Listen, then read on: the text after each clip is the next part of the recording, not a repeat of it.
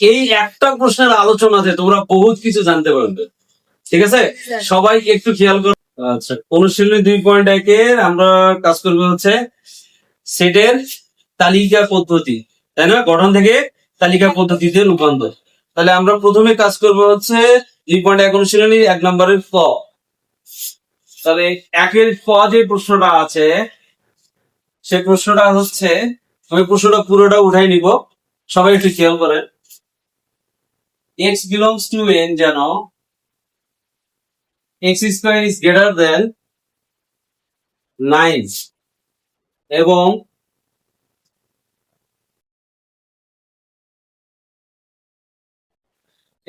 x cube is less than কত দেয়া আছে? x cube is less than 130। এই প্রশ্নটা সলভ করি। তাহলে এখানে প্রথম শর্ত দেয়া আছে x belongs to n। x belongs to n মানে কি? x হচ্ছে স্বাভাবিক সংখ্যা, তার মানে এই সেটের যে উপাদান হবে সেই উপাদানগুলো কি হতে হবে? স্বাভাবিক সংখ্যা হতে হবে, প্রথম শর্ত। সেকেন্ড শর্ত, আমি যে উপাদানটা নিব সেটার উপরে যদি আমি কি করি? বর্গ করি। তাহলে বর্গ করলে পরে সেটা 9 এর চেয়ে বড় হবে এবং ওই উপাদানের উপর কিউব করলে সেটা 130 এর চেয়ে কি হবে? ছোট হবে। 130 এর চেয়ে ছোট হবে। কথা কি বুঝছেন না বোঝেন নাই?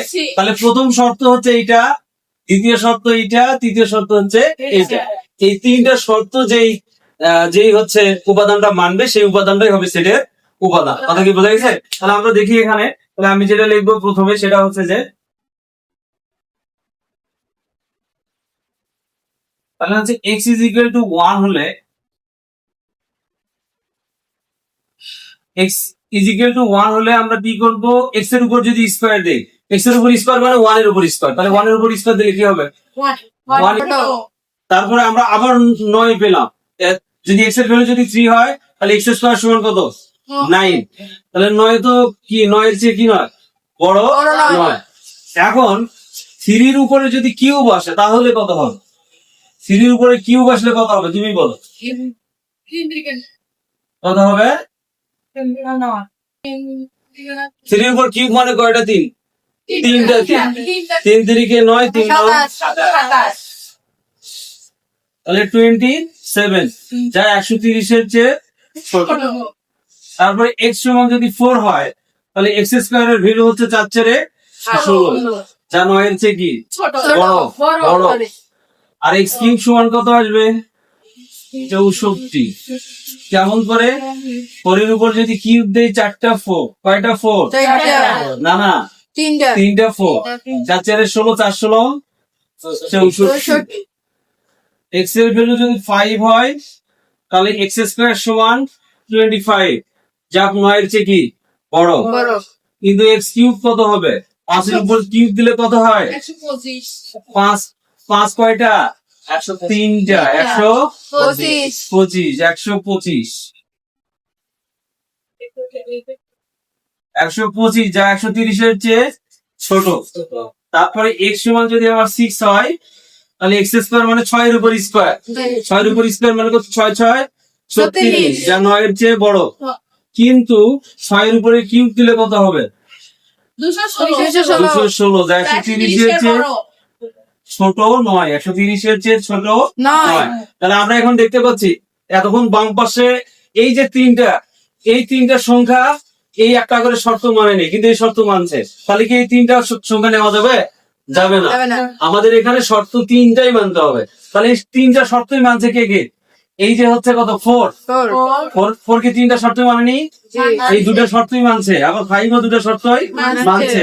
তাহলে 6 কি মানছে? দুটো শর্ত মানে নাই। তাহলে আমরা এখন এই পর্যন্ত রাখি দেবো। তারপর লিখবো নির্ণেয় সেট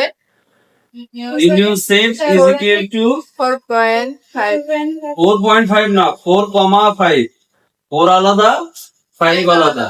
পয়েন্ট বললে পরে শেষ, অঙ্কুর 12টা বেজে যাবে। এরকম নয় পয়েন্টই দিচ্ছে আল্লাহ ভালো না স্যার। তাহলে এটা ছিল আমাদের ক নাম্বার অঙ্ক সমস্যা। আচ্ছা, একের খতে কি বলছে?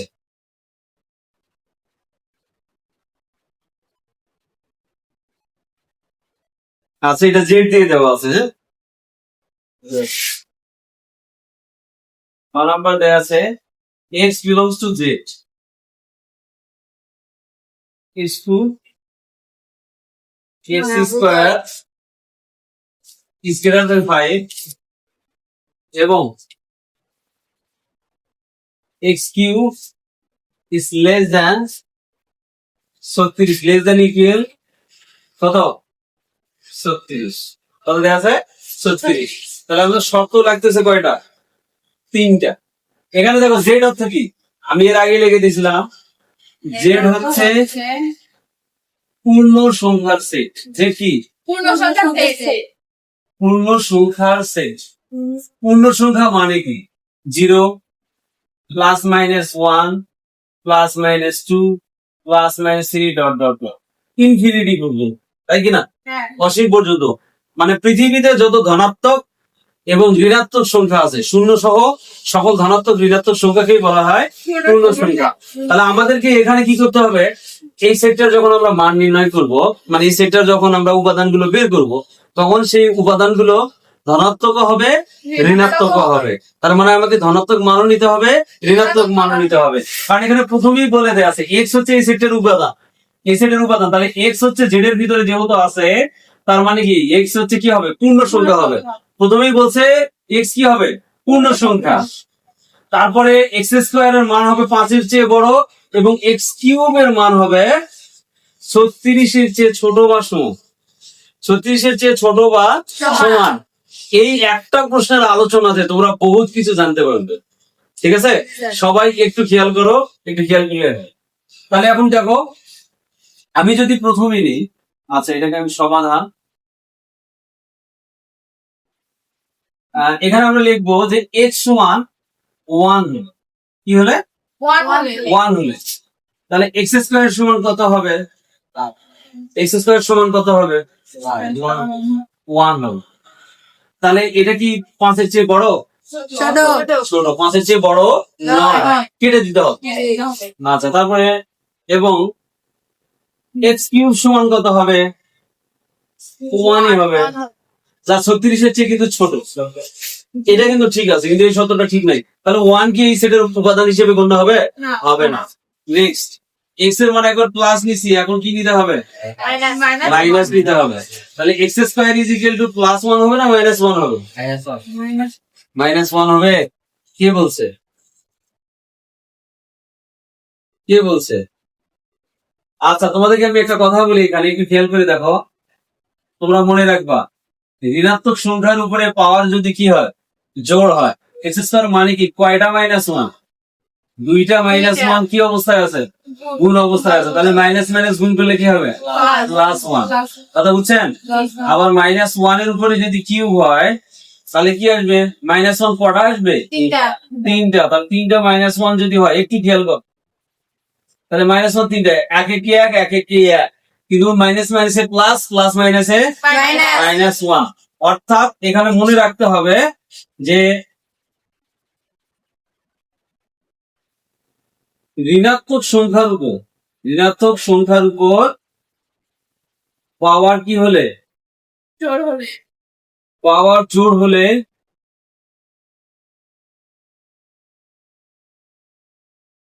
জোড় হলে তার মান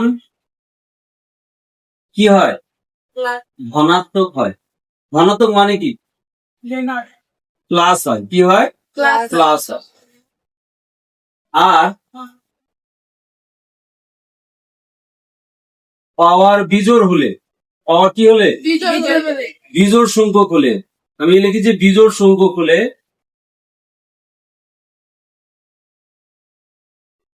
তার মান কি হয় মান ঋণাত্মকই হয় কি হয়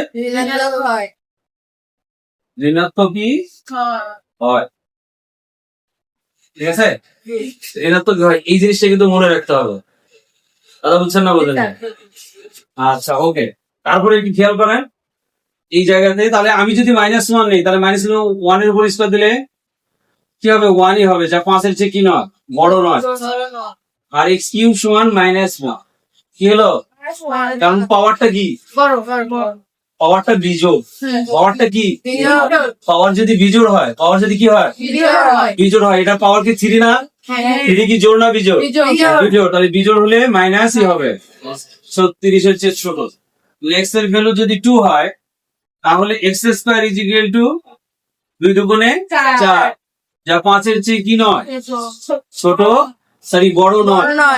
আর এক্স কিউব সমান কি হবে, 8,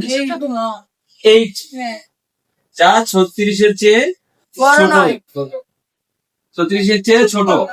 এক্স এর ভ্যালু যদি -2 হয়, তাহলে -2 এর উপর যদি স্কয়ার দেয় তাহলে পাওয়ার 4 হবে না, যা 5 এর চেয়ে কি নয়, বড় নয়। কিন্তু আমাদের শর্ত হচ্ছে 5 এর চেয়ে বড় হতে হবে। দেখি কতক্ষণে মিলে। তাহলে -2 এর উপর যদি স্কয়ার দেওয়া হয় তাহলে হবে -8, যা 36 এর চেয়ে ছোট, 36 এর চেয়ে ছোট।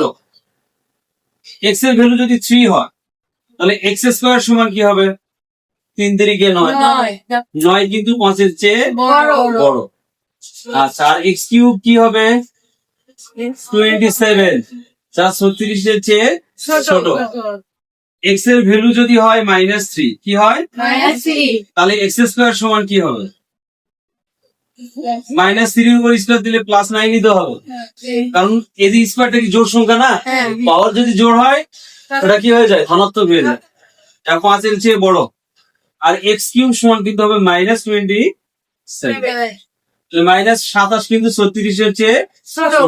এখন আসি, এক্স ইজ ইকুয়াল টু 4 হলে এক্স স্কয়ার সমান কত হবে, 4×4 = 16, যা 5 এর চেয়ে বড়। এক্স কিউব সমান কি হবে, 64, যা 36 এর চেয়ে কি নয়, ছোট নয়, 64 এর চেয়ে ছোট নয়। আচ্ছা, এক্স সমান যদি -4 হয় তাহলে এক্স স্কয়ার সমান কি হবে, ওই 16 হবে, +16 হবে। এখনো বোঝো নাই কনসেপ্ট? ঋণাত্মক সংখ্যার উপরে যদি পাওয়ার জোড় হয়, ঋণাত্মক সংখ্যার উপরে -4 এর উপরে পাওয়ার স্কয়ার, তার মানে হচ্ছে 4×4 = 16, +16 হবে। কিন্তু -4 এর উপরে যদি কিউব হয় তার মানে হবে কি, -64। কারণ এখানে আমি একটা বলি, -4 আসবে কয়টা, তিনটা, -4 আসবে 3টা। তাহলে এই দুটো যদি গুণ করি, মাইনাস আছে প্লাস, 4×4 = 16, গুণন এখানে আছে একটা -4, তাহলে প্লাস মাইনাসে মাইনাস, আর 16 64। বুঝছেন না বোঝেন, বুঝছেন, এটা উঠতেছে এই সাইডটা। আচ্ছা, ওকে। তাহলে এখন দেখো, আমি যদি এক্স কিউব করি, -4 এর উপরে যদি দেই তাহলে হবে -64। এটা 36 এর চেয়ে বড় না ছোট, -34, সরি -64, 36 এর চেয়ে বড় না ছোট, ছোট, 36 এর চেয়ে ছোট। একটা কথা মনে রাখেন, সংখ্যা দেখায় যদি দেখে দেই একটু, 0, 1, 2, 3, পজিটিভ ইনফিনিটি, নেগেটিভ ইনফিনিটি, -1, -2, -3, এরকম যেতেই থাকবে। একটা কথা তোমরা মনে রাখবে, সেটা হচ্ছে পৃথিবীতে যত ঋণাত্মক সংখ্যা আছে তার ভিতরে সবচেয়ে বড় সংখ্যা হচ্ছে -1। পৃথিবীতে যত ঋণাত্মক সংখ্যা আছে তার ভিতরে সবচেয়ে বড় সংখ্যা হচ্ছে -1। তাহলে 36, এই যে 64, এই 64 -1 এর চেয়ে বড় না ছোট, -1 এর চেয়ে ছোট। আচ্ছা, আরো একটা কথা বলি, সেটা হচ্ছে ঋণাত্মক সংখ্যার ক্ষেত্রে, ঋণাত্মক সংখ্যা যত বড় হবে তার ভ্যালু তত কি হবে, ছোট হবে। কথা কি বোঝা গেছে? তাহলে আমি এখন যদি তোমাকে বলি -1 বড় না -1 কোটি বড়, -1 বড়। কথা কি বোঝা গেছে না? যাই পৃথিবীতে যত ঋণাত্মক সংখ্যা আছে তার ভিতরে সবচেয়ে বড় সংখ্যা হচ্ছে -64, মানে কি -1 এর চেয়েও ছোট। তাহলে -1 তো অবভিয়াসলি 0 এর চেয়েও ছোট, তাই কিনা? 0 এর চেয়ে মানে 1 এর চেয়ে ছোট -1। কথা কি বুঝতে পারছো? তাহলে তো অবশ্যই 36 এর চেয়ে ছোট হবে। কথা বুঝছেন কিনা? আর একটা কথা যেটা বললাম, যে ঋণাত্মক সংখ্যার ক্ষেত্রে সংখ্যা যত বড় হবে তার ভ্যালু ততই কম হবে, তার ভ্যালু, তার মান ততই কি হবে, হ্যাঁ, কম হবে, তার মান ততই কি হবে, কম হবে। সংখ্যা যত বড় হবে তার মান তত কি হবে, কম হবে, ছোট হবে, মান তত ছোট হবে। এই জিনিসটা একটু মাথায় রাখতে হবে।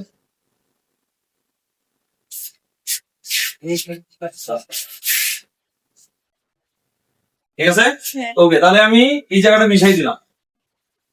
কথা কি বুঝছেন না বোঝেন নাই? ওকে, তাহলে এখন একটু খেয়াল করেন। এখন আমরা আসবো এই অঙ্কটার মূল যে জায়গাটা, সেই জায়গাটা আসবো।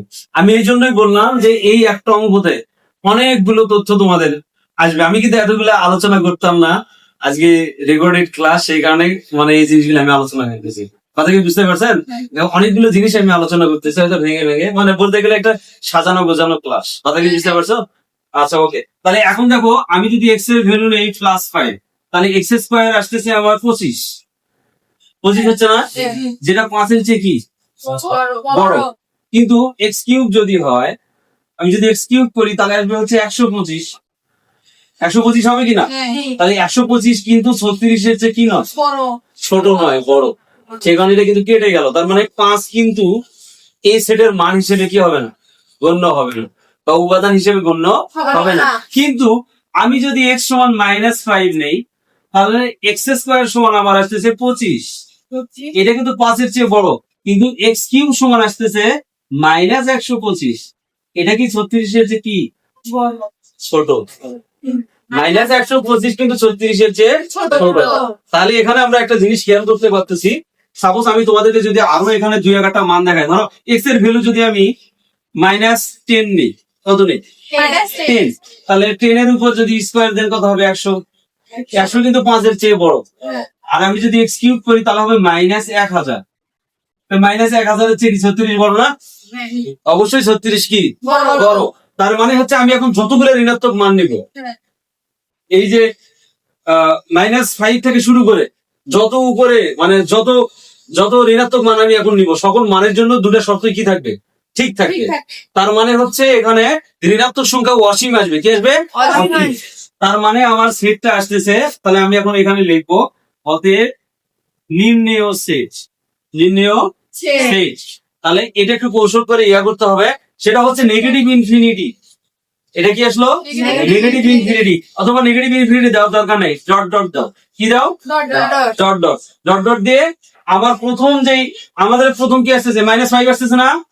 -5 সবচেয়ে কি, -5 কিন্তু ছোট নাকি? -5 ছোট, তারপরে পাচ্ছি -4। -4 এর মান ঠিক আছে, -3 থেকে ঠিক ছিল, -3 তেও কি ছিল, ঠিক ছিল। কিন্তু -2 তে কি শর্ত দুটোই ঠিক ছিল? ছিল না। কিন্তু যেহেতু ছিল না, তার মানে আমরা মাইনাস আর কোনো মান নিব না। তার মানে -3 থেকে শুরু করে অসীম পর্যন্ত যতগুলো সংখ্যা নেওয়া যায় সবগুলো এই সেটের কি হবে? উপাদান হবে। সবগুলো এই সেটের উপাদান হবে। এখন পজিটিভ মান কি কি আসতেছে, মানে ধনাত্মক কোন কোন মান এটার জন্য গ্রহণযোগ্যতা রাখে? তাহলে এখানে রাখতেছে হচ্ছে এই যে 3 আর কত 4। 5 কি রাখতেছে? রাখতেছে না। রাখতেছে না। 5 এর তো যদি ডান পাশ বন্ধ হয়ে গেছে, তাহলে শুধু 3 আর 4 রাখতেছে। তার মানে আমি লিখবো এখানে 3 4। আর বাম পাশে ইনফিনিটি, এই যে ডট ডট কেন দিলাম? তার মানে অসীম পর্যন্ত যতগুলো ঋণাত্মক মানই নেই, সকল মানের জন্য সেটার কি হবে? সেটা সিদ্ধ হবে। এটাই হচ্ছে আমাদের ক্লিয়ার কিনা? ক্লিয়ার কিনা? অবশ্যই যদি মনে হয়, এগুলো হচ্ছে তোমার বেসিক জিনিস, যদি তোমার মনে হয় যে তুমি নিবে নাও, আর না নেওয়ার ইচ্ছা থাকলে আমার তো কিছু নেই। ঠিক আছে।